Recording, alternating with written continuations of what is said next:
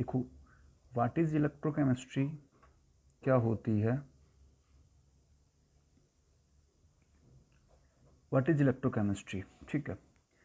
Electrochemistry क्या है, वो sir the branch of chemistry, branch of chemistry in which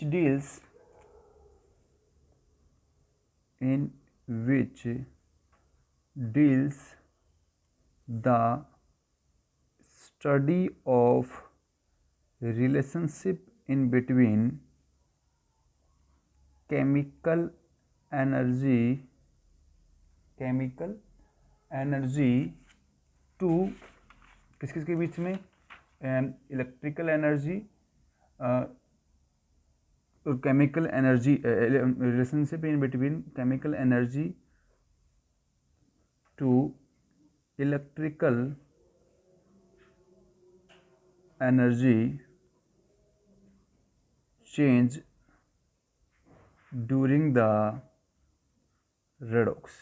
मतलब इलेक्ट्रोकेमिस्ट्री क्या होती है, वो सिर्फ केमिस्ट्री की है ब्रांच जहाँ जो डील करती है, जिसके अंदर हम क्या करते हैं, स्टडी करते हैं एक रिलेशनशिप चेंजमेंट के बारे में। और वो रिलेशनशिप चेंजमेंट किसका है, केमिकल एनर्जी का किस में चेंज होना, इलेक्ट्रिकल एनर्जी में चेंज होना, किसके दौरान, रेडॉक्स के दौरान, ठीक है। मतलब यहाँ पर जो केमिकल एनर्जी चेंज होगी किसके अंदर, इलेक्ट्रिकल एनर्जी में, तो किस मेथड के थ्रू होगी, रेडॉक्स के मेथड के थ्रू क्या करेगी, वो प्रोसीड करेगी। तो मतलब इलेक्ट्रोकेमिस्ट्री क्या होती है, बल्कि branch of chemistry in which deals the study of relationship in between chemical energy change to electrical energy during the redox. तो मतलब यहाँ पर टर्म जो वेरी कर रहा है ना, वहाँ पर केमिकल एनर्जी का चेंजमेंट किस में हो रहा है, इलेक्ट्रिकल एनर्जी में चेंजमेंट हो रहा है, किसके दौरान, ड्यूरिंग द रेडॉक्स के दौरान। तो इस रिलेशनशिप के, इन दोनों के रिलेशनशिप के बारे में क्या करेंगे हम, इसके अंदर स्टडी करेंगे। और ये स्टडी का टर्म ही क्या कहलाता है, इलेक्ट्रोकेमिस्ट्री कहलाता है।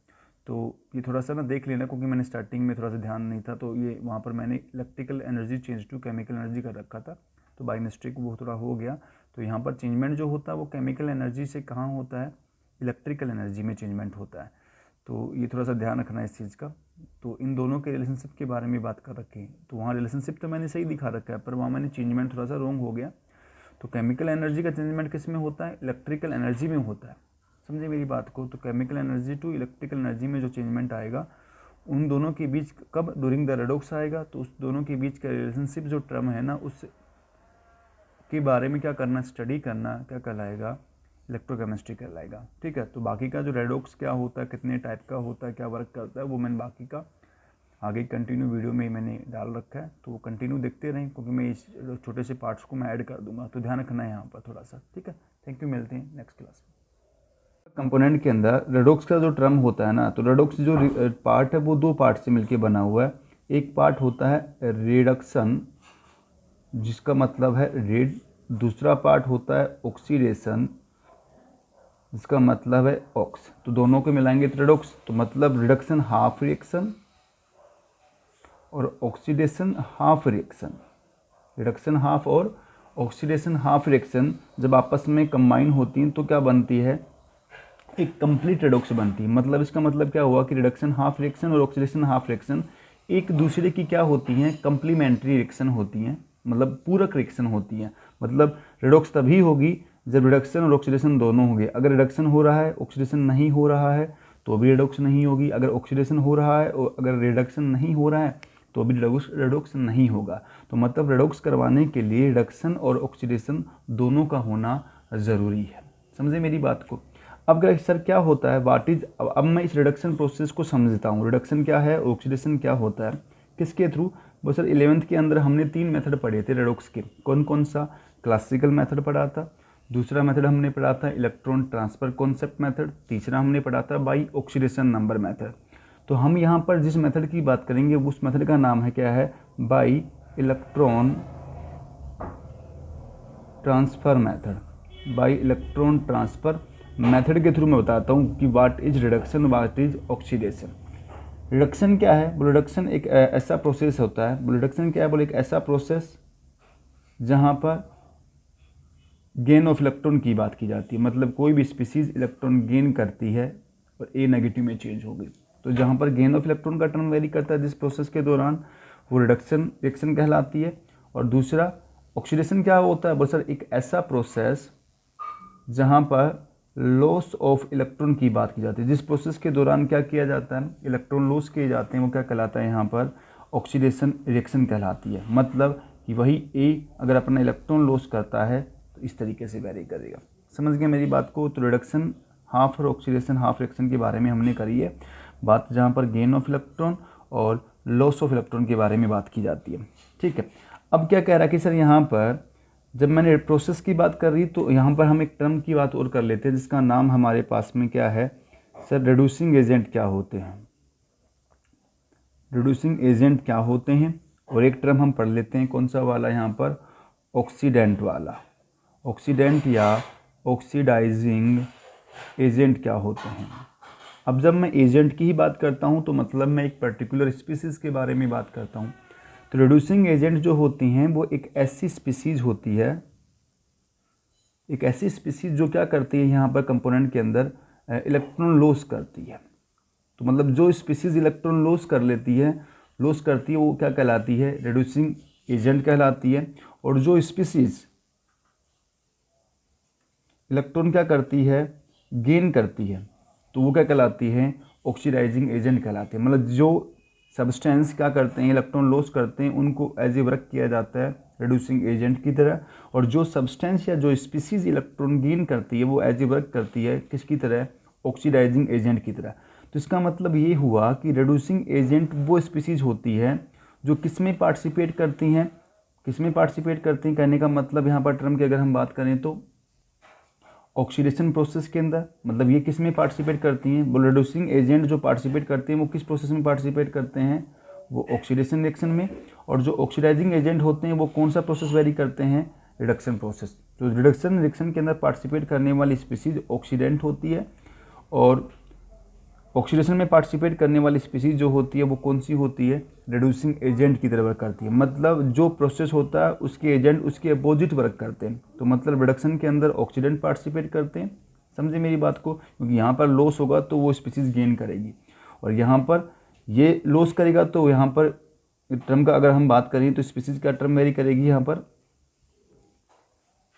तो टर्म क्या वेरी कर रहा है, तो सीधी सी बात है कि यहाँ पर लॉस करने वाली जो स्पीसीज होगी वो कौन होगी, रिड्यूसिंग एजेंट होगी। और यहाँ पर गेन करने वाली जो स्पीसीज होगी इस प्रोसेस के दौरान वो किसकी तरह वर्क करेगी, ऑक्सीडाइजिंग एजेंट की तरह वर्क करेगी। अब क्या कह रहा है हमारे पास में कि सर यहाँ पर रेडॉक्स जो रिएक्शन होती है ना, according to working, redox reaction according to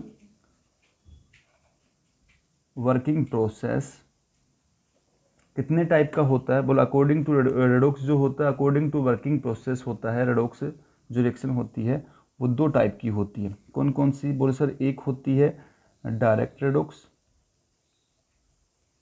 दूसरी जो हमारे पास में होती है वो होती है इनडायरेक्ट रेडॉक्स। ठीक है, एक डायरेक्ट रेडॉक्स, दूसरी क्या होती है, indirect redox. Direct redox reaction क्या होती है, पर जहाँ पर एक ही बीकर के अंदर, कोई बीकर हमारे पास में ये है, हमारे पास में बीकर है कहने का मतलब, ठीक है, और जहाँ पर एक ही बीकर के अंदर एक बीकर है और इसी बीकर के अंदर क्या हो रहा है, यहाँ पर हमारे पास में रिडक्शन भी हो रहा है, अगर ऑक्सीडेशन अगर होता है, एक ही बीकर में रिडक्शन और ऑक्सीडेशन अगर दोनों होते हैं तो मतलब वो रिएक्शन क्या कहलाती है, यहाँ पर डायरेक्ट रेडॉक्स कहलाती है। और जहाँ पर इनडायरेक्ट रेडॉक्स रिएक्शन वो होती है जहाँ पर रिडक्शन और ऑक्सीडेशन दोनों अलग अलग बीकर में होते हैं। मतलब यहाँ पर मैंने ये बीकर इसका लिया, इसमें इलेक्ट्रोड लगा दिया, ठीक है, ये हमारे पास में एनोड है, ये हमारे पास में कैथोड वाला ड्रम है, ठीक है।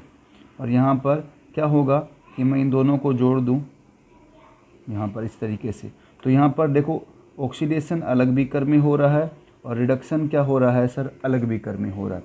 और दोनों बीकर को मैं जोड़ देता हूँ किसके थ्रू, इलेक्ट्रोकेमिकल सेल के थ्रू, ठीक है, मतलब साल्ट ब्रिज के थ्रू मैं इनको जोड़ देता हूँ आपस में, समझे मेरी बात को। तो देखो यहाँ पर, देखो यहाँ इस साइड में ऑक्सीडेशन, इस साइड में रिडक्शन होता है, ठीक है। तो रेडॉक्स जो होता है अकॉर्डिंग टू वर्किंग दो टाइप का होता है, एक होता है डायरेक्ट रेडॉक्स, दूसरा होता है indirect redox. Direct redox reaction वो रिएक्शन होती है जहाँ पर रिडक्शन और ऑक्सीडेशन अगर एक ही विकर में हो अगर होता है तो समझ लेना कि वहाँ पर होने वाली रिएक्शन डायरेक्ट रेडोक्स कहलाती है। और जहाँ पर रिडक्शन अलग बीकर में और ऑक्सीडेशन अगर अलग अलग बीकर में अगर हो रही है तो वहाँ पर होने वाला रेडोक्स जो होगा वो कैसा होगा, इनडायरेक्ट रेडोक्स होगा। समझे मेरी बात को, समझे ना। तो मतलब एक ही बीकर में डायरेक्ट और अलग अलग बीकर में अगर हो रही है तो क्या हो रहा है, इनडायरेक्ट रेडोक्स रिएक्शन क्या करेगी, वहाँ पर वेरी करेगी। समझे। डायरेक्ट रेडोक्स को समझने के लिए हमारे पास में जो सिलेबस में मेथड है उस मेथड का नाम है इलेक्ट्रोलाइसिस। क्या नाम है, इलेक्ट्रोलाइसिस मेथड के थ्रू मैं डायरेक्ट रेडोक्स को समझूंगा और इनडायरेक्ट रेडोक्स को हम समझेंगे जितने भी सेल होते हैं, इलेक्ट्रोकेमिकल सेल, गैल्वेनिक सेल, ठीक है। इलेक्ट्रोकेमिकल जितने भी सेल होंगे वो किस प्रोसेस को वेरी करवाते हैं, इनडायरेक्ट रेडोक्स को। और इलेक्ट्रोलाइसिस किस मेथड के अकॉर्डिंग वर्क करती है, डायरेक्ट रेडोक्स रिएक्शन के थ्रू क्या करता है, वर्क करता है इलेक्ट्रोलाइसिस। तो अपने पास में अब की बार सेल जो है वो सिलेबस में हट गया, रिड्यूस हो गया। तो सिलेबस में क्या है, इलेक्ट्रोलाइसिस का वर्किंग है और इसके कुछ एलिमेंट्रीज आइडिया हैं जिसके बारे में मैं यहाँ पर बात करूँगा। तो देखो कंटिन्यू। तो आई होप आपको यहाँ पर तक समझ में आया होगा। फिर भी कोई डाउट है तो मेरे से क्लियर करिएगा और कुछ बहुत डाउट रहेंगे वो मैं क्लास में देख लूँगा। तो देखो कंटिन्यू आगे। इलेक्ट्रोलाइसिस अब मैं बताता हूँ व्हाट इज़ इलेक्ट्रोलाइसिस। इलेक्ट्रोलाइसिस होता क्या है देखना। अब देखो नेक्स्ट प्रोसेस हमारे पास में है जिसकी हम बात कर रहे हैं वो है इलेक्ट्रोलाइसिस। इलेक्ट्रोलाइसिस प्रोसेस, ठीक है, सिलेबस में भी है। तो इलेक्ट्रोलाइसिस होता है क्या है उसके बारे में हम बात करेंगे। तो यहाँ पर क्या कह रहा है, इलेक्ट्रोलाइसिस क्या है। बोलो सर इलेक्ट्रोलाइसिस एक ऐसा प्रोसेस होता है। इलेक्ट्रोलाइसिस क्या होता है, बोलो इलेक्ट्रोलाइसिस एक ऐसा प्रोसेस होता है जहाँ पर डिकम्पोजिशन होता है किसका, इलेक्ट्रोलाइट्स का। किसका डिकम्पोजिशन होता है, इलेक्ट्रोलाइट्स का डिकम्पोजिशन होता है। बताऊंगा व्हाट इज इलेक्ट्रोलाइट्स क्या होते हैं, सब समझाऊंगा। वो जहाँ पर डिकम्पोजिशन होता है किसका, वो सर इलेक्ट्रोलाइट्स का क्या होता है सर, डिकम्पोजिशन होता है किसके अंदर, वो सर इन एक्वस सॉल्यूशन के अंदर। किसके अंदर, बोले इन एक्वस सॉल्यूशन के अंदर क्या होता है, इलेक्ट्रोलाइट्स का डिकम्पोजिशन होता है। कब, बोल सर जब, बोल वहन जब उसमें पास करता हूँ, बोल पासेज ऑफ इलेक्ट्रिसिटी, ठीक है। जब उसके अंदर क्या पास करता हूँ मैं, इलेक्ट्रिसिटी जब मैं पास करता हूँ तो उस दौरान इलेक्ट्रोलाइट का क्या होना, डिकम्पोज होना, ठीक है। क्या होना है यहाँ पर, डिकम्पोज होना। कब, पासेज ऑफ इलेक्ट्रिसिटी के दौरान। किसके अंदर, इन एक्वस सॉल्यूशन के अंदर। द मेथड या प्रोसेस इट्स कॉल्ड क्या कहलाता है, इलेक्ट्रोलाइसिस कहलाता है। दोबारा समझिएगा क्या होता है इलेक्ट्रोलाइसिस। इलेक्ट्रोलाइसिस एक ऐसा प्रोसेस होता है जहाँ पर डिकम्पोजिशन होता है किसका, इलेक्ट्रोलाइट्स का। दो प्रकार के पढ़ाऊँगा, एक वीक इलेक्ट्रोलाइट्स और एक होंगे स्ट्रॉन्ग इलेक्ट्रोलाइट्स, ठीक है। जिनका कहा क्या होता है, बोल जहाँ पर इलेक्ट्रोलाइट्स का क्या होता है सर, डिकम्पोजिशन होता है किसके अंदर, इन एक्वस सॉल्यूशन के अंदर। कब, बोल जब उसके अंदर क्या पास की जाती है, बोल पासेज ऑफ इलेक्ट्रिसिटी। जब उसमें इलेक्ट्रिसिटी में पास करता हूँ तो उस दौरान उसका डिकम्पोज होना। The process it's called electrolysis. अब सर इलेक्ट्रोलाइसिस जो प्रोसेस होता है वो वर्किंग किस तरीके से करता है, उस वर्किंग को मैं समझाता हूँ। देखना, इसको हम इलेक्ट्रोलाइटिक सेल के नाम से भी जानते हैं।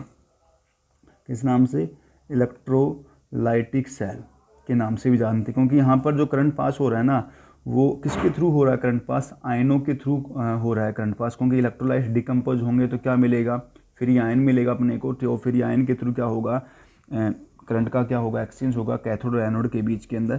तो समझाऊंगा वो चीज़ें भी मैं। तो देखना वर्किंग क्या है इसका, देखो ना किस तरीके से वर्क करता है इलेक्ट्रोलाइसिस। वो सर ये है मेरे पास में एक बीकर, ठीक है। मैंने एक बीकर लिया है। इस बीकर के अंदर क्या है, हमारे पास में दो इलेक्ट्रोड हैं। मैंने लगा दी दो इलेक्ट्रोड, ठीक। ये दो इलेक्ट्रोड मैंने यहाँ पर इसमें लगा देता हूँ मैं। फिर इन दोनों इलेक्ट्रोड को मैं जोड़ देता हूँ एक सीरीज के थ्रू, ठीक है। ये मैंने यहाँ पर लगा दिया एमीटर और ये मैंने यहाँ जोड़ दिया, ठीक है। अब इन दोनों बीकर को मैंने डीप कर रखा है एक सॉल्यूशन के अंदर।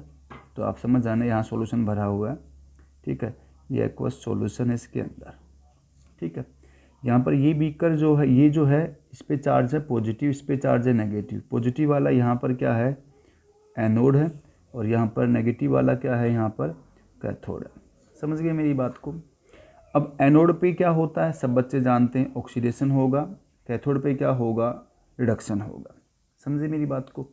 अब क्या कह रहा कि सर मैं इसमें मान लो कि मैं एक इलेक्ट्रोलाइट लेता हूँ ए और बी, उस इलेक्ट्रोलाइट को मैंने इसके अंदर डिजोल्व किया,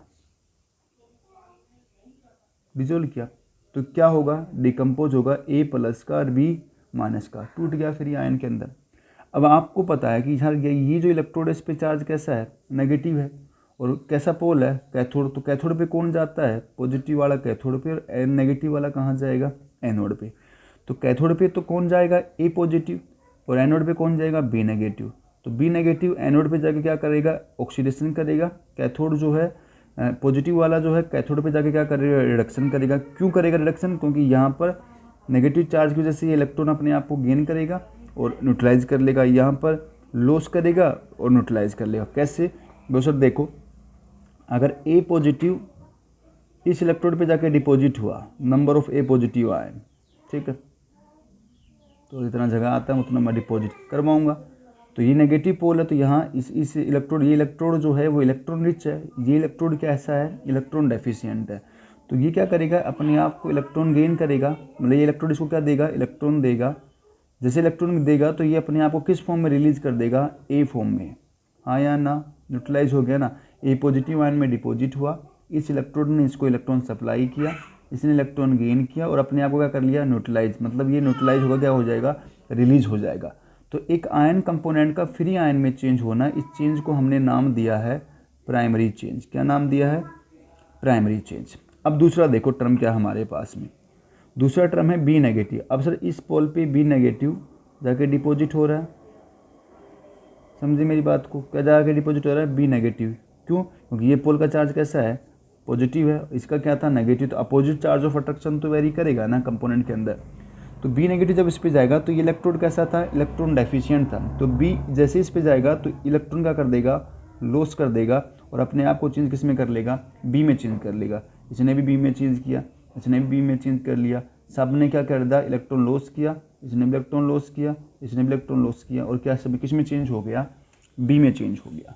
तो यहाँ भी एक आयनिक स्पीशीज का न्यूट्रल में चेंज होना क्या कहलाएगा, यहाँ पर भी ये चेंज क्या कहलाएगा, इसका प्राइमरी चेंज कहलाता है।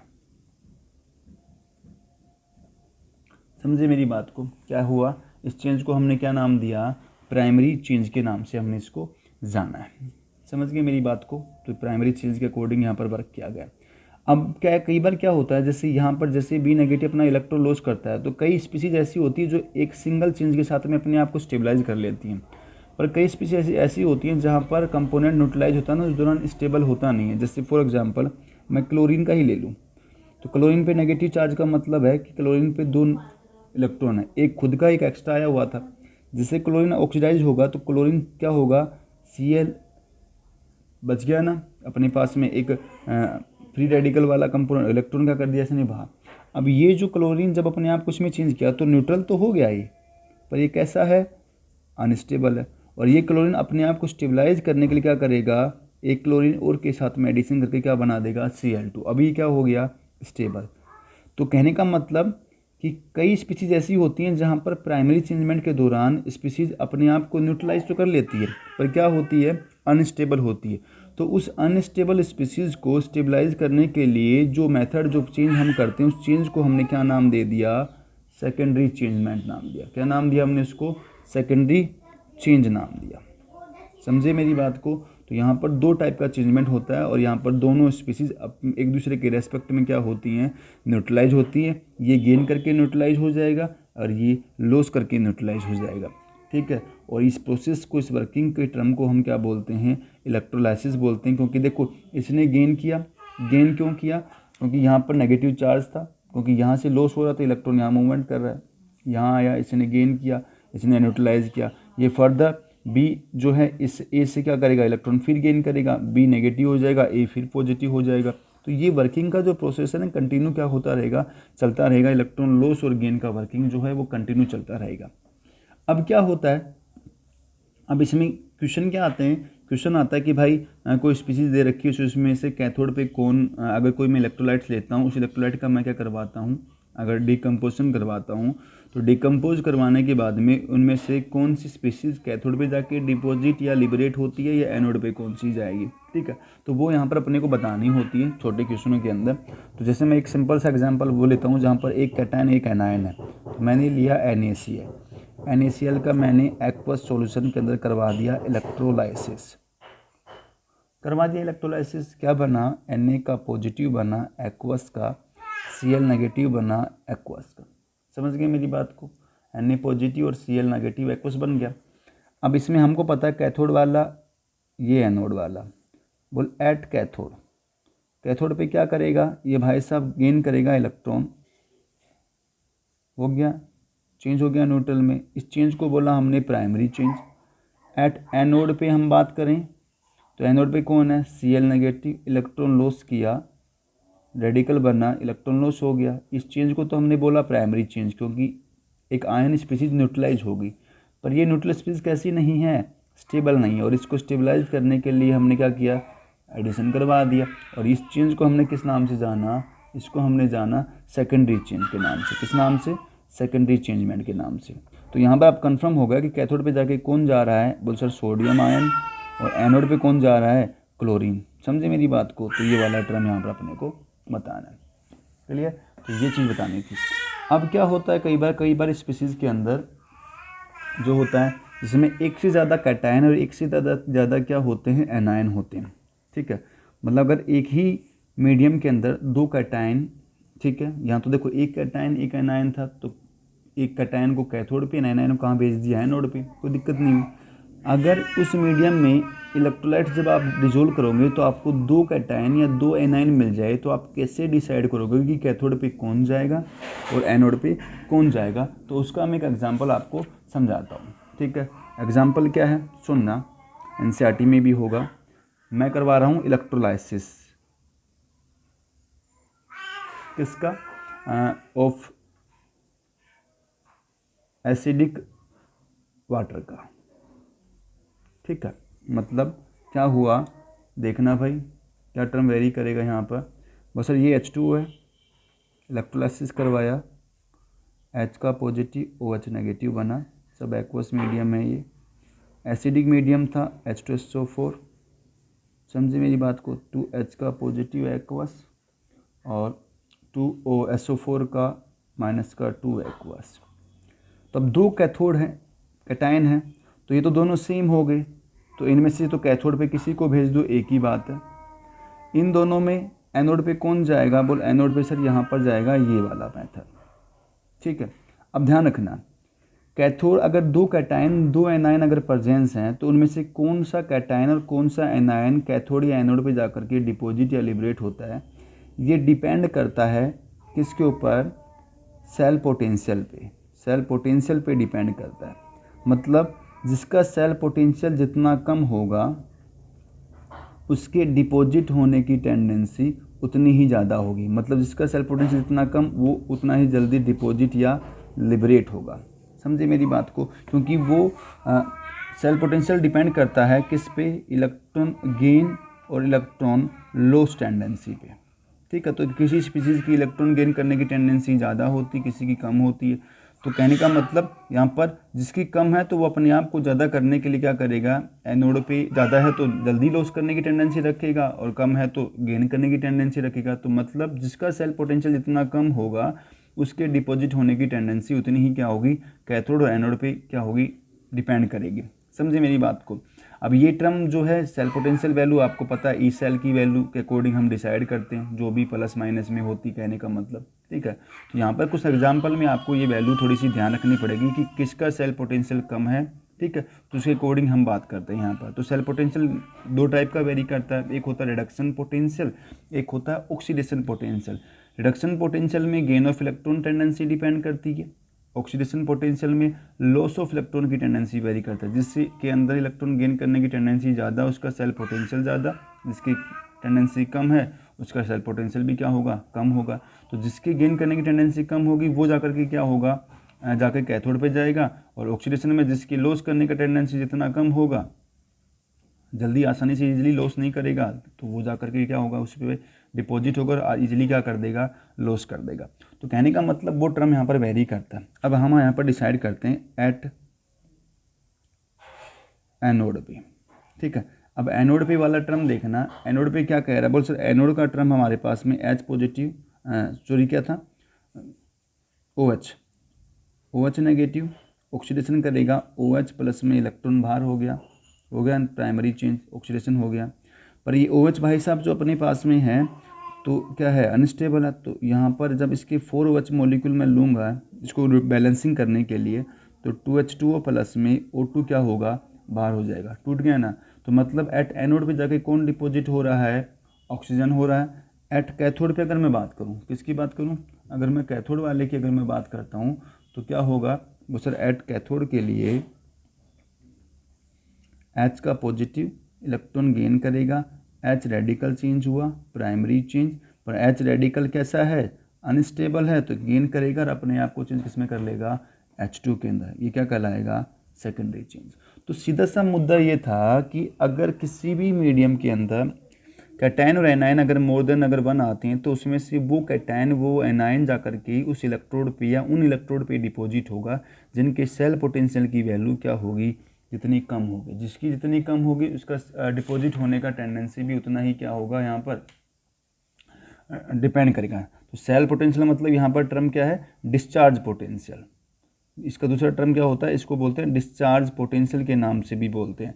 तो डिस्चार्ज पोटेंशियल मतलब इलेक्ट्रॉन के, और ये डिपेंड करता है मैक्सिमम केस में डिपेंड करता है किसके ऊपर, रिडक्शन पोटेंशियल पे डिपेंड करता है, ठीक है। और रिडक्शन पोटेंशियल मतलब इलेक्ट्रॉन गेन टेंडेंसी पे डिपेंड करता है।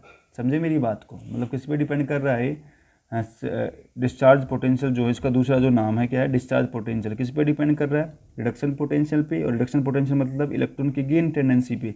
जिसका रिडक्शन गेन करने की टेंडेंसी जितनी ज़्यादा उसका डिस्चार्ज पोटेंशियल भी उतना ही ज़्यादा होगा, जिसका कम है उसका डिस्चार्ज पोटेंशियल भी उतना ही क्या होगा, कम होगा। और जिसका कम होगा वो जाके क्या होगा, वहाँ पर डिपॉजिट या लिबरेट होगा, जो बात की हमने यहाँ पर। तो ये था इलेक्ट्रोलाइसिस का वर्किंग, एक एग्जाम्पल मैंने तुमको समझाया, ठीक है। और भी एग्जाम्पल होंगे जो आपको खुद से करने हैं, एनसीईआरटी में जितने भी एग्जाम्पल है। तो इलेक्ट्रोलाइसिस के अकॉर्डिंग ये वाला टर्म था हमारे पास के अंदर, ठीक है। इसके साथ साथ देखो इलेक्ट्रोलाइटिक के जो लॉ है ना वो अब की बार सिलेबस में नहीं है, फैराडे का फर्स्ट और सेकेंड लॉ, ठीक है। तो दोनों लॉ नहीं है तो मैं पढ़ाऊँगा नहीं, पर एक रिलेशनशिप ज़रूर उनके बारे में बता देता हूँ थोड़ा सा मैं आपको। तो यहाँ पर जो टर्म है ना हमारे पास में, तो यहाँ पर इलेक्ट्रोलाइसिस के रेस्पेक्ट में 2 लॉ दिए गए थे फैराडे का। एक फैराडे का था फर्स्ट लॉ, ठीक है, और एक फैराडे का क्या था, सेकंड लॉ था, ठीक है।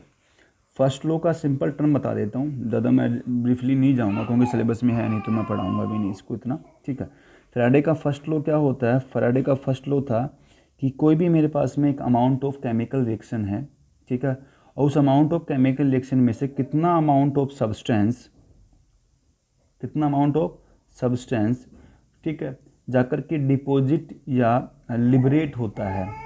क्या होता है, जाकर के डिपॉजिट या लिबरेट होता है किसी इलेक्ट्रोड के ऊपर, तो उस अमाउंट ऑफ सब्सटेंस के डिपॉजिट या लिबरेट होने की टेंडेंसी डिपेंड करती है उस मीडियम के अंदर पास होने वाली क्वांटिटी ऑफ इलेक्ट्रिसिटी पे।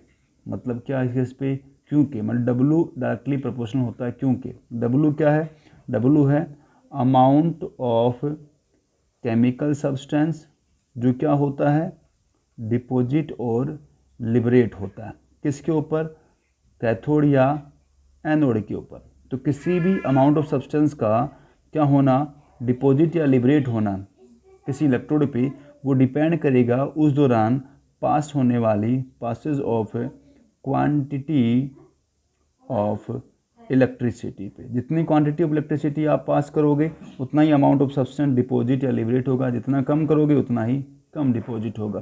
समझे मेरी बात को, यहाँ ध्यान रखना।